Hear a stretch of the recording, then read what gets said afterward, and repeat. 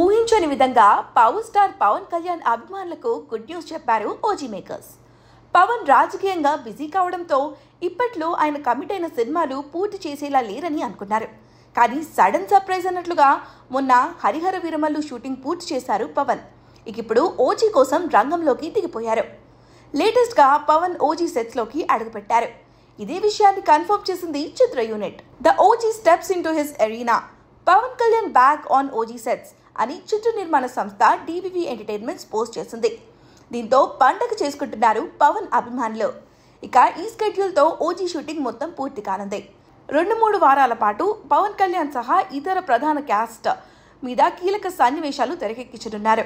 ఈ సినిమాలో కీలక పాత్రలో నటిస్తున్న శ్రేయా రెడ్డి కూడా ఈ స్కెడ్యూల్లో జాయిన్ అయ్యింది. దీంతో ఓజీ రిలీజ్కు రంగం సిద్ధమైనట్లే అని చెప్పాలి.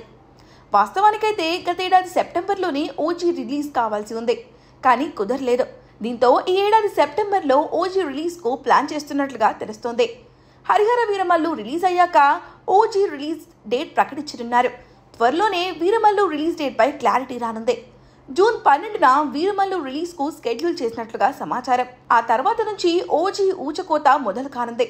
బ్యాక్ టు బ్యాక్ అప్డేట్స్ ఇవ్వడానికి రెడీ అవుతున్నారు మేకర్స్. ఏదేమైనా ఓజీపై మాత్రం భారీ అంచనాలు ఉన్నాయి.